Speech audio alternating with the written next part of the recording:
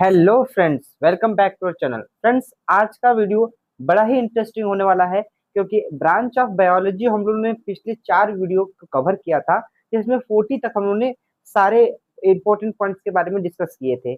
आज हमारा इसका टॉपिक का लास्ट टॉपिक है, तो आइए इसमें आज हम लोग की वीडियो में जो है 11 यानी 11 हम लोग स्पेशल ब्रांच ऑफ बायोलॉजी के बारे में डिस्कस करते हैं। समझते हैं पहले। लिखा है मॉलिक्यूलर बायोलॉजी। तो मॉलिक्यूलर बायोलॉजी में होता क्या है, हम मॉलिक्यूल्स के बारे में डील करते हैं। मॉलिक्यूल्स का मतलब क्या, O2 के H2 N2 के बारे में जो डिस्कस करते हैं, ऐसा नहीं है। आपने क्लास 12 के सिलेबस में अगर देखेंगे तो चैप्टर का नाम है molecular of inheritance. Molecular biology है या फिर मॉलिक्यूलर ऑफ इनहेरिटेंस चैप्टर है। तो इसमें हम लोग डील करते हैं डीएनए से, आरएनए से, प्रोटीन इंफॉर्मेशन से, इन सब चीजों से जब हम डील करते हैं कि कैसे डीएनए किससे बना है, डीएनए कैसे बनता है, आरएनए कैसे बनता है, आरएनए कितने टाइप्स के होते हैं। This are the molecular biology. तो मॉलिक्यूलर बायोलॉजी में हम लोग डेप्थ में न्यूक्लियस के अंदर की चीजों के बारे में डिस्कस करते हैं, तो उसे हम मॉलिक्यूलर बायोलॉजी बोलते हैं। अगला बड़ा ही इंपॉर्टेंट है क्योंकि इसमें मेमोग्राफी होता है। मेमोग्राफी जो होती है वो डील करती है किससे, ब्रेस्ट कैंसर से। किसको ब्रेस्ट कैंसर होने के सबसे चांसेस, ज्यादा चांसेस है, किसको ब्रेस्ट कैंसर हुआ है और किसको हो सकता है, इन सब चीजों के बारे में बहुत ज्यादा स्टडी की जाती है। एक्चुअली में आपको मैं बता दूं, मेल में प्रोस्टेट कैंसर बड़ा ही कॉमन होता है और फीमेल में जो होता है ब्रेस्ट कैंसर होने के सबसे ज्यादा चांसेस होती हैं। तो इसके अर्ली डिटेक्शन के लिए लोग स्टडी करते रहते हैं, जिनको हो गया है, जिनको होने वाला है और जिनको चल रहा है। तो ऐसे कंडीशन में हम लोग क्या करते हैं, उसके बारे में स्टडी करते हैं। तो ब्रेस्ट कैंसर जो होती है इसके बारे में स्टडी कराती है मेमोग्राफी। न्यूरोलॉजी सब सीधी समझ में आ रहा है।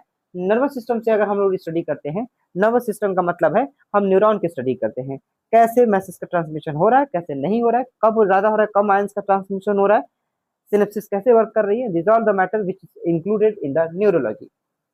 एक है न्यूनेटोलॉजी। न्यूनेटोलॉजी जो होती है वो न्यू बॉर्न बेबी के बारे में स्टडी की जाती है। बच्चे का जन्म हुआ है तो कैसे हुआ है, कैसा दिख रहा है, कलर कैसा है, साइज कैसा है, वजन कैसा है, इसके बारे में जब स्टडी की जाती है, इसके बारे में डिस्कस किया जाता है, तो उसे हम न्यूनेटोलॉजी कहते हैं। वही जब हम नेफ्रोलॉजी बोलते हैं तो किडनी से हम, अगर हम लोग यूनिटरी पार्ट या फिर यूनिट पार्ट अगर एक्सक्रीटरी सिस्टम का बात करें, तो किडनी में न्यूरॉन होता है, सॉरी नेफ्रॉन होता है। तो नेफ्रॉन कहीं ना कहीं क्या करते हैं, यूनिट पार्ट होता है। तो उसके बारे में स्टडी की जाती है, तो उसे हम लोग क्या बोलते हैं, हम लोग नेफ्रोलॉजी कहते हैं, जो कि किडनी में होता है। ऑस्टियोलॉजी जो होता है, बोन्स के बारे में स्टडी की जाती है, कितने टाइप्स की बोन्स होती हैं, कौन सी बोन कहाँ पाई जाती है, किस बोन का क्या फंक्शन है, इसके बारे में जब डिस्कस करते हैं उसे बोलते हैं हम लोग ऑस्टियोलॉजी। और एनाटोलॉजी जो होता है वो कहीं ना कहीं टीथ और गम्स के बारे में स्टडी की जाती है। एज यू नो कि आज के समय में कितने सारे चॉकलेट्स और मिठाइयों के खाने की वजह से हमारे दांत क्या हो जाता है, दांतों में कैविटी हो जाता है। कैविटी मतलब दोनों के बीच में गैप हो जाती है, दांत हमारे गल जाते हैं, सड़ जाते हैं। तो ऐसे कंडीशन में हम उसकी स्टडी करते हैं कि टीथ और गम में जो जो एक्चुअली में स्ट्रेंथ है कि नहीं है, टीथ की कहीं इरोजन इरोजन तो नहीं हो रही है, कहीं ब्लीडिंग तो नहीं हो रही है ना, पायरिया जैसे कंडीशन तो नहीं हो रही है। तो these are the things which is be include in the ऑर्गेनाटोलॉजी। वही जब ऑन्कोलॉजी करते हैं तो ट्यूमर और कैंसर से जुड़ा होता है। एक्चुअली में कैंसर क्या है, undifferentiated mass of a cell है। कभी सेल, हमारी सेल, हर सेल क्या करती है, डिवाइड करती है। बट ये डिवाइड बहुत फास्ट होने लगे, वो भूल जाए कि मुझे कितना डिवीजन करना था, कितना सेल बनाना था। एक सेल का बंच बनने लगे और वो केवल डिवाइड हो रही है, अलग नहीं हो रही है। Divide but not differentiate. इसका मतलब उसे हम क्या बोलेंगे, हम लोग कैंसर बोलते हैं। तो एक्चुअली में ट्यूमर एक अर्ली स्टेज होता है जिसमें गांठ बन जाती है, और वही गांठ जो होती है कैंसर में परिवर्तित हो जाता है। ऑन्कोजेन नाम का वायरस उसमें पनप जाते हैं। अब बहुत सारे लोगों का क्वेश्चन होगा कि सर ऐसा क्या हो सकता है, क्या सभी गांठ जो होती है कैंसर होती है? बिल्कुल नहीं। फैट का एक्युमुलेशन लाइपोमा कहलाता है। तो लाइपोमा किसी को भी हो सकता है, फैटी चीजों के एक्युमुलेशन से कोई बॉडी उतनी सेंसिटिव होती है तो वो फैट को जमा करने लगती है। तो वो गांठें जो होती हैं वो कैंसर का रूप नहीं होती है, वो नॉन कार्सिनोजेन होती है, या ये कह सकते हैं इसे हम लोग, इसमें कैंसर का होने का चांस नहीं रहता है। जो सेल्स होते हैं, जो मस्कुलर चीजें होती है, वो अगर गांठें बना रही है तो it lead to be cancer in further day. तो इस चीज को ध्यान देना होगा। वही जब हम ऑर्निथोलॉजी की बात करते हैं तो बर्ड के बारे में स्टडी होती है। ऑर्निथोफिली जो होता है वो बर्ड के द्वारा पॉलिनेशन को बताता है, तो उसी तरह ऑर्निथोलॉजी जो होती है बर्ड के बारे में डिस्कस किया जाता है, स्टडी किया जाता है। ऑर्थोपेडिक्स क्या होती है, कहीं ना कहीं हम सभी जानते हैं, लोकोमोटरी ऑर्गन के बारे में, लोकोमोटरी सिस्टम के बारे में बात हो जा रही है कि हमारे जो पैर होते हैं वो कैसे वर्क कर रहे हैं। आपका क्लास 11 में चैप्टर भी है लोकोमोटरी एंड मूवमेंट या लोकोमोशन एंड मूवमेंट। तो हम लोग मूवमेंट करते हैं तो पैर का इस्तेमाल करते हैं, कौन सी हड्डियां काम करती है, कितनी हड्डियां काम करती हैं, हम किसी चीज को उठाते हैं, मूवमेंट कैसा हो रहा है। लोकोमोशन का मतलब एक जगह से दूसरी जगह जाना। मूवमेंट जो होता है हम खड़े होकर एक ही पोजीशन पर हाथ उठ को बोल रहे हैं, मेरा मुंह बोलना, पेन से लिखना, दिस आर द मूवमेंट। तो मूवमेंट लोकोमोशन जो कहीं ना कहीं जो रिलेट कर रहा है वो लोकोमोटरी जो होते हैं ऑर्थोपेडिक्स कहलाता है। तो देखो कि ऑर्थोपेडिक्स में जो ऑर्थो से होते हैं डॉक्टर, वो वो एक्चुअली में बोन से डील करते हैं। बोन से डील का मतलब है कि आपके पैर और की जितनी भी हड्डियां हैं उनसे रिलेटेड प्रॉब्लम को सॉल्व करते हैं। ठीक है।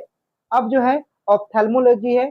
ऑप्थेल्मोलॉजी जो होती है वो आइज और उससे होने वाले डिसऑर्डर के बारे में।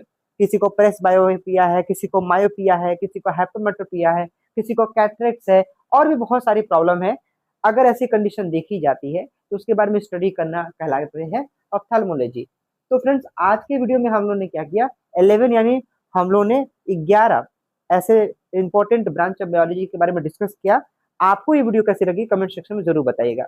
अब तक हम लोगों ने क्या कर लिया है, टोटल 51, टोटल 51 हम लोगों ने ब्रांच ऑफ बायोलॉजी के बारे में डिस्कस किया है। मेक श्योर गाइस इसे जरूर पढ़ जाइए, आपके किसी भी कॉम्पिटेटिव लेवल एग्जाम के लिए बहुत जरूरी है, क्योंकि आप इसे नहीं पढ़ेंगे तो आपके एग्जाम में बिल्कुल ही इसमें से कुछ ना कुछ क्वेश्चन जरूर पूछे जाते हैं।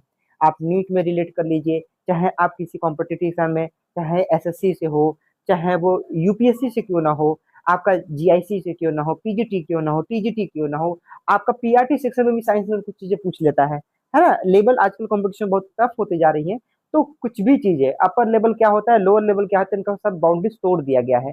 आप समझ लीजिए कि अगर कोई 8वीं में पढ़ाने के लिए अगर कोई टीचर एग्जाम दे रहा है तो वो उसके 10वीं 11वीं 12वीं में जाने का कोई, तो ये मत सोचिए कि आप इतनी बाउंड्री में सीमित हैं। क्वेश्चन का लेवल बहुत हाई जा रहा है।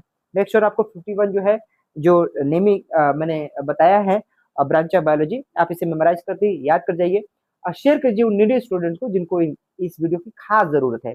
चैनल पर नए हो तो चैनल को सब्सक्राइब कर लीजिएगा, लाइक कीजिएगा अगर अच्छा लगे तो। मिलते हैं एक नए वीडियो में नए कंटेंट के साथ, तब तक के लिए thanks for watching and visit again. जय हिंद, जय भारत।